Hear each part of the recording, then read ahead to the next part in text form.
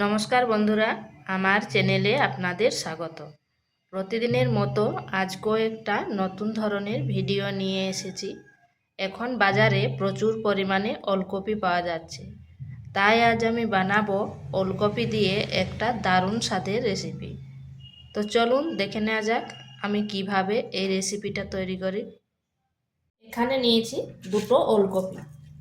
এরপর ওলকপিটাকে কেটে নিচ্ছি।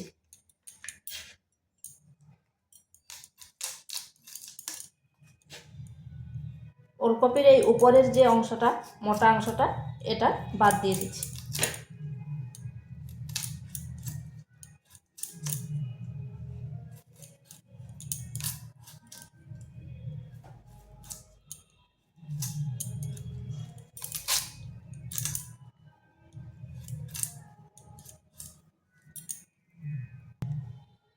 এখানে ওলকপিটা ছুলে নিয়েছি, উপরের মোটা অংশটা বাদ দিয়ে দিয়েছি, আর নিয়েছি দুটো আলু। এরপর এগুলোকে কেটে নিচ্ছি। ওলকপির উপরের অংশটা মোটা এবং শক্ত হলেও নিচের অংশটা কিন্তু খুব নরম।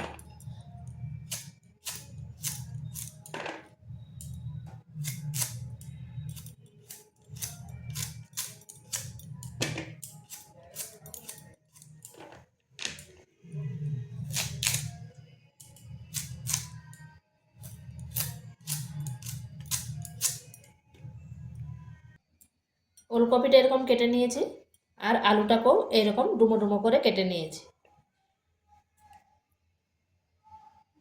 এখানে কড়াইতে দিয়ে দিচ্ছি তেল। আমি এই রান্নাটা সরষের তেলে করব। তেল গরম হয়ে গেছে, এরপর দিয়ে দিচ্ছি কেটে রাখা আলুগুলো।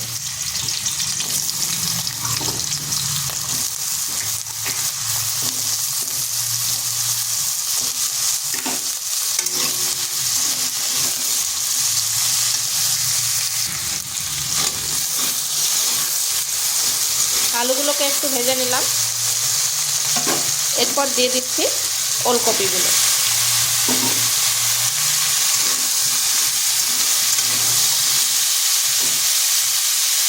দিয়ে দিচ্ছি পরিমাণ মতো লবণ, আর দিচ্ছি সামান্য হলুদ গুঁড়ো।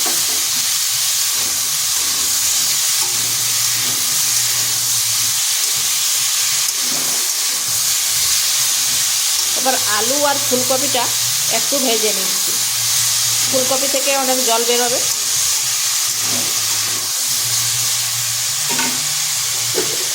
তা ঢাকা দিয়ে 3 থেকে 4 মিনিট একটু নেড়ে চেড়ে ভেজে নিচ্ছি। এটা মাঝখানে একবার ঢাকা খুলে নেড়ে নিয়েছি। তো এটা ভাজা হয়ে গেছে, এরপর তুলে নিচ্ছি। ওই কড়াইতে দিয়ে দিচ্ছি 2 চামচ তেল। দিয়ে দিচ্ছি একটা শুকনো লঙ্কা, দিচ্ছি গোটা জিরা,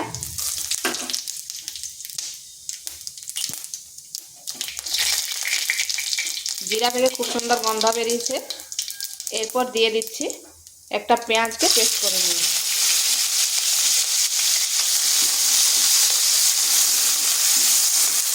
আপনারা চাইলে এখানে পেঁয়াজটা কেটেও দিতে পারেন।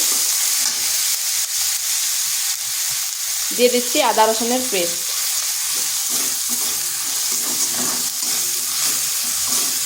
এগুলো একটু ভেজে নিচ্ছি যাতে আদা রসুনের কাঁচা গন্ধটা চলে যায়।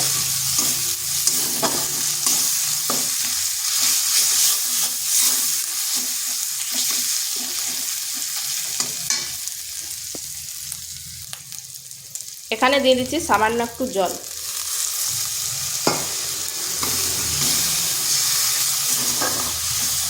তাতে মশলাটা পুড়ে যাবে না। এরপর দিচ্ছি মশলাগুলো। দিয়ে দিচ্ছি ধনে গুঁড়ো,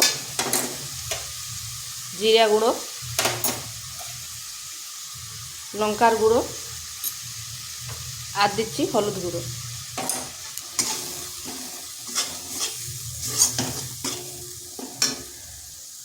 দিয়ে দিচ্ছি একটা টমেটো।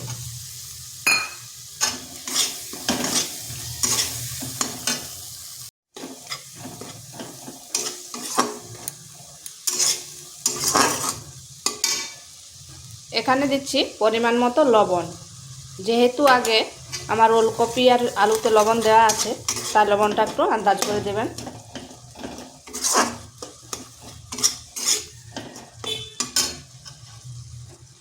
আর দিচ্ছি 1 চিমটে চিনি।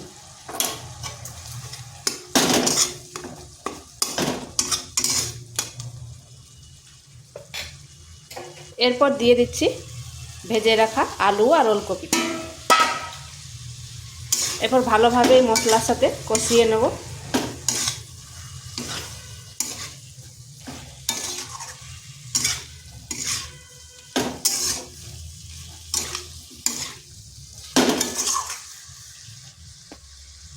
আঁচটা মিডিয়াম টু স্লো করে 2 মিনিট মতো ঢাকা দিয়ে দিচ্ছি।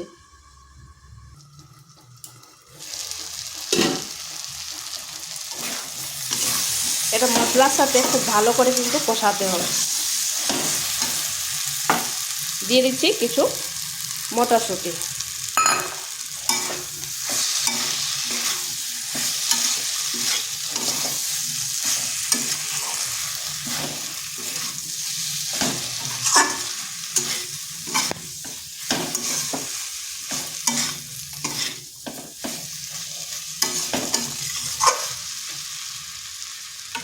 এরপর এখানে দিয়ে দিচ্ছি জল।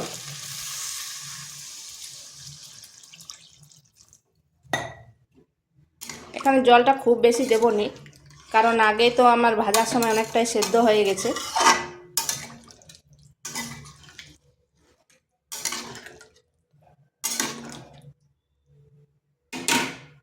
এরপর এটা ঢাকা দিয়ে 5 থেকে 6 মিনিট রেখে দিচ্ছি।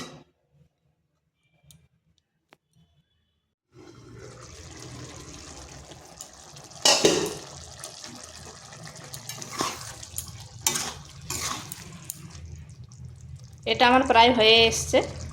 আর দেখুন আলুটাও সেদ্ধ হয়ে গেছে আর কপিটাও ভালোভাবে সেদ্ধ হয়ে গেছে।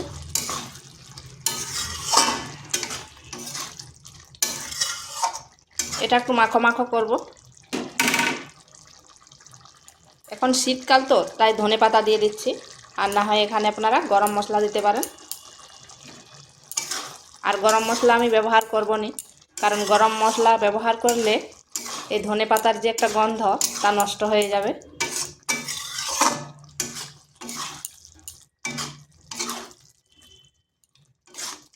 এটা যেহেতু মাখো মাখো করব, আর এই যে একটু ঝোল ঝোল দেখতে পাচ্ছেন, এটা কিন্তু ঠান্ডা হয়ে গেলে টেনে নেবে। তো এটা আমার হয়ে গেছে। তো এইভাবে একবার বাড়িতে তৈরি করে দেখতে পারেন। এটা গরম ভাত, রুটি, পরোটা সবের সাথে কিন্তু খেতে দারুণ লাগে। আর ভিডিওটা ভালো লাগলে লাইক, শেয়ার, কমেন্ট অবশ্যই করবেন। আর নিত্য নতুন রেসিপি পাওয়ার জন্য চ্যানেলটিকে সাবস্ক্রাইব করবেন।